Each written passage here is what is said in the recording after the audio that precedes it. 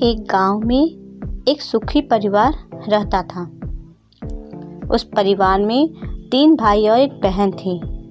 उनके माँ बाप उन चारों से बेहद प्यार करते थे, मगर बीच वाले बेटे से थोड़ा परेशान थे। बड़ा बेटा पढ़ लिख कर डॉक्टर बन गया था और छोटा बेटा भी पढ़ लिख कर इंजीनियर बन गया था, मगर बीच वाला बेटा बिल्कुल गंवारा और आवारा किस्म का था। कुछ समय बाद उन दोनों बेटे डॉक्टर और इंजीनियर ने शादी कर ली और महीने के बाद ही इनकी बेटी का भी एक अच्छे घराने में विवाह हो गया। मगर बीच वाला बेटा अभी भी कुंवारा ही था। वह अनपढ़ था और कहीं पर मजदूर का छोटा सा काम करता था। उसको शादी के लिए कोई भी लड़की नहीं मिल रही थी। उसके माँ बाप उससे बहुत परेशान हो चुके थे। अब जब भी उसकी बहन अपने मायके आती तो वह अपनी डॉक्टर और इंजीनियर दोनों भाइयों से मिलती थी, मगर बीच वाले भाई से बहुत कम मिलती थी क्योंकि वह उसे ज़्यादा पैसे नहीं दे पाता था। लेकिन फिर भी वह अपनी बहन से बहुत प्यार करता था। कुछ समय बाद उनके पिताजी की बीच वाले बेटे की बिना शादी किए मृत्यु हो गई। उनकी माँ ने सोचा कहीं अब किसी के मुंह से बंटवारे की बात निकले, इसलिए अपने ही गांव में एक सीधी सादी लड़की से मंझले बेटे की शादी करवा दी।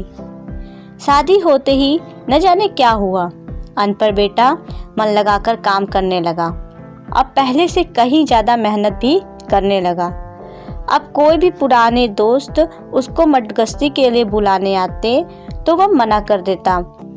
एक दिन उसके डॉक्टर और इंजीनियर भाई ने सोचा कि यह तो गंवारा और अनपढ़ है, हम इससे कहीं ज़्यादा पैसा कमा लेते हैं, इसलिए अब हमें बंटवारा कर लेना चाहिए। माँ के लाख मना करने के बाद भी दोनों बेटे ने बंटवारा की तारीख तय कर दी और उन्होंने अपनी बहन को भी बुला लिया। तभी उनका गंवार भाई कहता है कि तुम लोग बंटवारा कर लो, मुझे जो बचे वो दे देना या ना देना, मैं शाम को आकर अंगूठा लगा दूंगा। तभी उसकी बहन कहती है, अरे बेवकूफ, तू तो हमेशा बेवकूफ ही रहेगा। जमीन का हिस्सा तो आमने सामने बैठ कर होता है। और उसकी माँ भी उसे काम पर जाने से रोकती है। उसी वक्त वकील भी वहाँ आ जाता है और कहता है कि आपका सारा हिस्सा मिलाकर 10 बीघा जमीन और एक मकान है। अब ये बताओ किसको कितना हिस्सा देना है, मैं उसी हिसाब से कागज बना दूंगा। तब गंवार भाई कहता है, वकील साहब 5-5 बीघा जमीन हमारे दोनों भाइयों के नाम लिख दो और यह हमारा घर है, मेरी प्यारी बहन के नाम कर दो। तब दोनों भाई पूछते हैं कि तू अपने हिस्से में क्या लेगा। गंवार भाई कहता है कि मेरे हिस्से में मेरी प्यारी माँ है।